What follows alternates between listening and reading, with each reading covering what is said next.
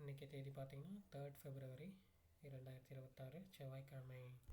Dinamani news பேப்பரில் இருக்கிற சில இம்பார்ட்டண்ட் நியூஸஸ் பார்க்கலாம். ஓகே, ஃபர்ஸ்ட் ஹெட்லைன்ஸ் என்ன கொடுத்துருக்காங்கன்னா, இந்தியாவுடனான வர்த்தக ஒப்பந்தத்துக்கு ட்ரம்ப் ஒப்புதல், வரி 18% குறைப்பு. ஸோ இது நம்ம ஆல்ரெடி பார்த்துட்டு இருந்தோம். நம்ம பியூஷ் கோயல் அமைச்சரும் ஜெய்சங்கரும், வெளியுறவு அமைச்சரும் ஜெய்சங்கரும் அடிக்கடி இன் டாக்ஸ் வித் அமெரிக்கா இந்த வரியை குறைக்கணுன்றதுக்காக நிறைய சுற்று பேச்சுவார்த்தைகள் நடைபெற்று இருந்தது. ஸோ இப்போ இது கடைசியாக ஃபிக்ஸ் ஆகிருக்கு. ட்ரம்ப் என்னென்னா ஃபோன் பண்ணி நம்ம ப்ரைம் மினிஸ்டர் ஃபோன் பண்ணி இந்த மாதிரி பேசியிருக்காரு. நாங்கள் இப்போ இருக்கிற 50% 25% டேக்ஸை லைக் எக்ஸ்ட்ரா இது விதிச்சிருந்தாங்க இல்லையா, 25% டேக்ஸ், அதை 18% குறைக்கிறோம் அப்படின்னு சொல்லிட்டு. அதே மாதிரி இப்போது ரஷ்யா கிட்டேருந்து இவங்க ஆயில் வாங்குறத கம்மி பண்ணதால் இந்த ஒரு முடிவு எடுக்கப்பட்டிருக்கு. சரிங்களா. ஸோ நம்ம அதே மாதிரி நம்ம ஜெய்சங்கர் அவரும் ஒரு 3 நாள் சுற்றுப்பயணமாக அமெரிக்காவுக்கு போயிருக்காரு இந்த டீல்ஸ்லாம் முடிக்கிறதுக்கு. ஸோ பார்ப்போம் இது எந்த மாதிரி ஒரு தாக்கத்தை ஏற்படுத்துதுன்னு சொல்லிட்டு. ஏன்னா நம்ம ஆல்ரெடி பார்த்தோம் டெக்ஸ்டைல்ஸ் ரொம்ப அடி வாங்குது நம்ம தமிழ்நாட்டில்னு சொல்லிட்டு. தமிழ்நாட்டில் ஓவரால் இந்தியாவிலே டெக்ஸ்டைல்ஸ் ரொம்ப அடி வாங்குது. ஏன்னா மெயினான இது டெக்ஸ்டைல்ஸ் தான் from India to America. So let's see. நேற்று மோடி வாழ்த்து தெரிவிச்சிருக்காரு, நன்றி தெரிவிச்சிருக்காரு. இது ஒரு 140 கோடி இந்தியர்கள் சார்பாக நான் நன்றி தெரிவிச்சுக்கிறேன்ற மாதிரி அவங்களோட வாழ்க்கையில் ஒரு இதுவாக இருக்கும் அப்படின்னு சொல்லிட்டு. ஓகே, பலன் நினைக்கும்னு சொல்லிட்டு. ஓகே, ஸோ நெக்ஸ்ட் என்னென்னு பார்த்தீங்கன்னா, நேற்று நம்ம பார்த்துருந்தோம் டூரிசம் சம்மிட் மாமல்லபுரத்தில் நடக்குது அப்படின்னு சொல்லிட்டு. ஸோ அங்கே சில திட்டங்களை தமிழக முதல்வர் ஸ்டாலின் அவர்கள் தொடங்கி வச்சுருக்காரு.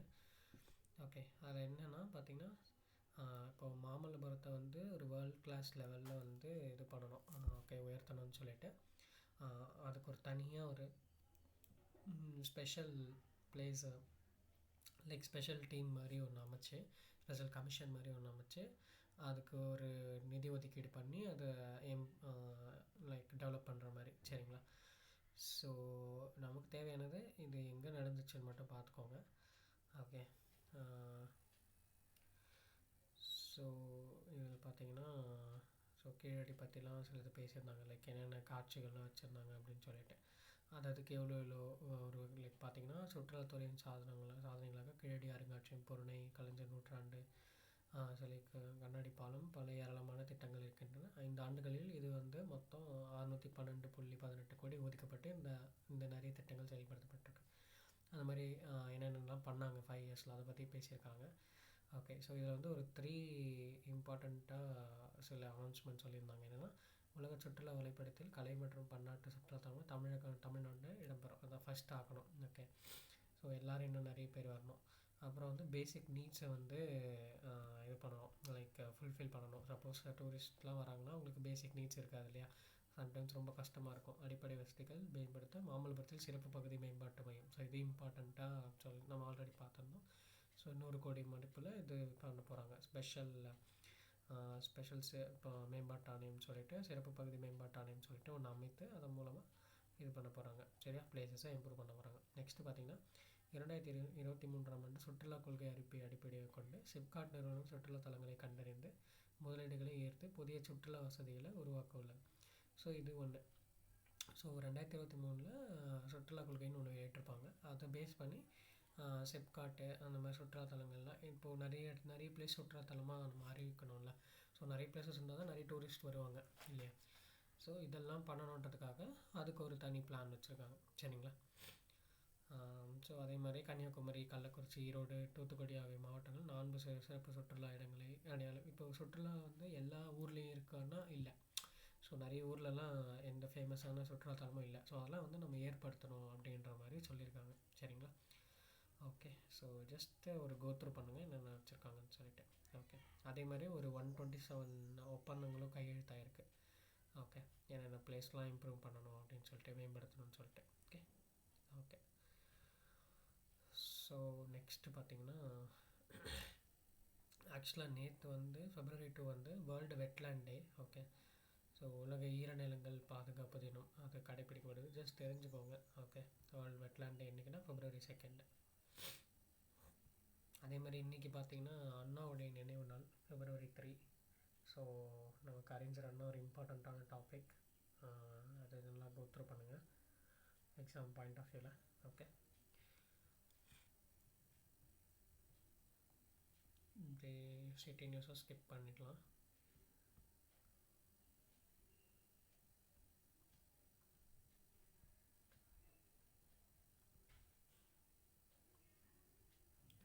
ஸோ இன்றைக்கி ஆர்டிக்கல் வந்து பட்ஜெட் பற்றி கொடுத்துருந்தாங்க.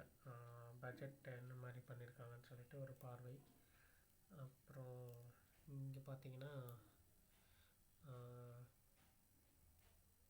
ஸோ ரீசெண்டாக அஜித் பவார் இறந்து போனார் இல்லையா, அந்த விபத்தை பற்றி லைக் இதோட நிறைய விபத்துக்கள் நிறைய பேரில் இறந்து போனாங்க இல்லையா விபத்துனால.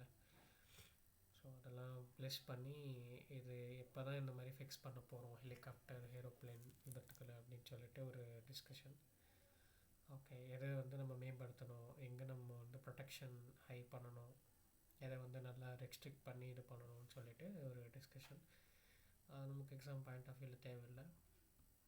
ஓகே, ஸோ இன்றைக்கி கார்ட்டூன் என்ன கொடுத்துருக்காங்கன்னா அதாவது வரியெல்லாம் ஸ்கிப் பண்ணிவிட்டு பட்ஜெட் அந்த இது பண்ணணும். இப்போ ஒன்று நம்ம சொல்லியிருந்தோம் நிறைய கஸ்டம் டியூட்டிலாம் இல்லைன்னு சொல்லியிருக்காங்க நிறைய இடத்துக்கு. ஸோ அதான் எக்ஸ்பெக்ட் பண்ணாங்க. அது எப்போவுமே இருக்கிறது தான் பட்ஜெட்டில். ஸோ அதை ஒரு ரெப்ளிகேட் பண்ணுறது மாதிரி இங்கே கொடுத்துருக்காங்க. ஓகே,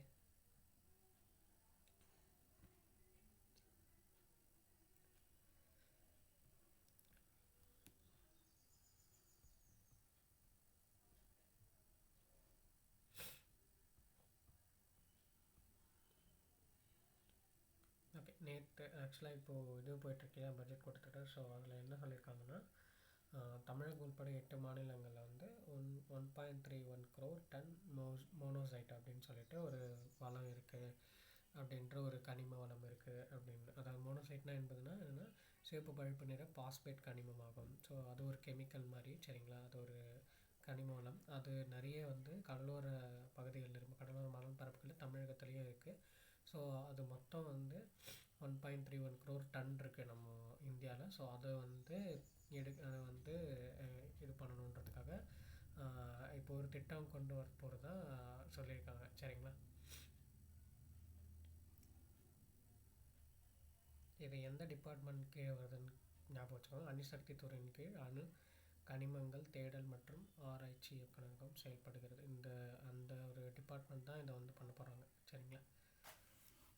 இப்போ தான் மதிப்பிட்டிருக்காங்க. ஸோ அதை எடுக்கிறதுக்கு சில ஸ்கீம்ஸ் வந்து போடுவாங்க இதுக்கப்புறம் தான். ஓகே, எப்பவுமே ஒன்று பட்ஜெட்டில் அறிவிக்கிறாங்கன்னா அதை டிஸ்கஷன் பண்ணுறாங்கன்னா அதை அதுக்கப்புறம் இம்ப்ளிமெண்ட் பண்ணுவாங்க. ஓகே, இந்த டேட்டா இருக்குது, நாங்கள் இதை வச்சு இம்ப்ளிமெண்ட் பண்ண போகிறோம் அப்படின்னு சொல்லிட்டு சொல்லுவாங்க. ஓகே,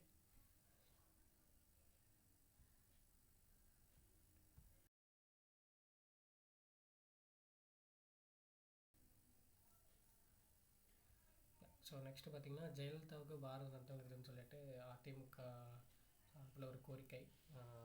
ஜஸ்ட்டு சப்போஸ் கொடுக்குறாங்கன்னு ஒரு அறிவிப்பு வந்ததுன்னா அவங்கள பற்றி நம்ம இன் டீட்டெயிலாக பார்க்குற மாதிரி இருக்கும்.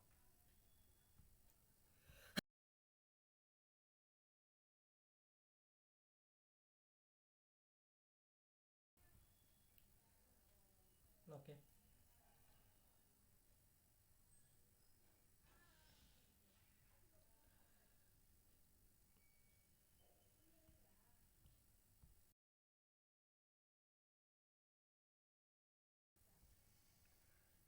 ஸோ இங்கே அடுத்த நியூஸ் எதுவும் இல்லை பெருசாக.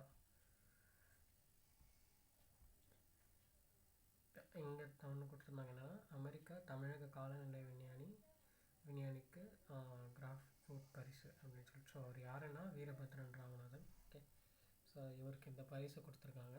ஜஸ்ட் தெரிஞ்சுக்கோங்க இவர் யாருன்னு. ஓகே, புவி அறிவியல் இதுக்காக இவருக்கு வந்து கிராஃப் ரூட் அப்படின்ற ஒரு பரிசு அறிவிக்கப்பட்டுள்ளது. நோபல் பரிசு அளிக்கும் ஸ்வீடன் ராயல் ஸ்வீடிஷ் அறிவியல் அகாடமி இந்த பரிசை அறிவித்திருக்கிறது. ஓகே, ஸோ தலாய் லாமாவுக்கு வந்து கிராமி விருது சொல்லியிருக்காங்க. ஸோ நம்ம பார்த்துருப்போம் இவர் யாருன்னு. தலாய் லாமா இவர் ஒரு திபெத்திய பௌத்த மத தலைவர். ஸோ இவருக்கு எதுக்கு இந்த கிராமி விருது அப்படின்னா இவர் வந்து ஒரு ஆடியோ புக் ஒன்று ரிலீஸ் பண்ணியிருப்பார், சரியா. அந்த ஆடியோ புக் நேம் பார்த்திங்கன்னா meditations the replications of his holiness the Dalai Lama அப்படின்னு சொல்லிட்டு. ஸோ இதுக்காக இவருக்கு வந்து இந்த பரிசு கிராமி விருது கொடுத்துருக்காங்க. ஸோ ஜஸ்ட் சப்போஸ் கேட்கலாம் ஜியோ பாலிட்டிக்ஸ் லெவலில் இது, ஏன்னா கிராமி அவார்ட்ஸ் பற்றி அவ்வளோவா கேட்டதில்லை. சப்போஸ் நம்ம கேட்கணுன்னா கேட்கலாம், ஏன்னா இவர் இந்தியாவில் இருக்காருன்றதுனால. இவர் இப்போ இந்தியாவில் தான் இருக்கார், ஸோ அதனால். Okay okay.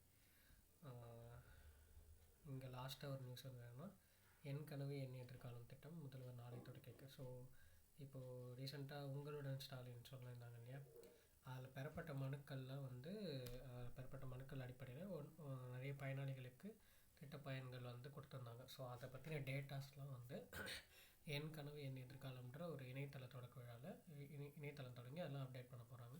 ஸோ அதை வந்து ஒரு திட்டமாக இளைஞர்களை கனவுகளை பதிவு செய்ய உருவாக்கப்பட்ட இணையதளமாக அது இருக்க போகுது. சரிங்களா? இதே மாதிரி உங்கள் கனவு சொல்லுங்கன்னு ஒரு திட்டம் ரீசெண்டாக பண்ணியிருந்தாங்க. ஓகே, இந்த மாதிரி திட்டத்தெல்லாம் நல்லா படித்து வச்சுக்கணும். நம்ம இன் டீட்டெயிலில் நாளைக்கு பார்ப்போம். ஏன்னா நாளைக்கு தான் தொடக்க வைக்கிறாங்க, நாளைக்கு என்னென்னு பார்ப்போம். சரிங்களா? இது இப்போதைக்கு எங்கே தொடங்குறாங்கன்னா விழுப்புரம் மாவட்டம் திண்டிவனத்தில். ஓகே ஓகே, நாளைக்கு பார்க்கலாம். நன்றி.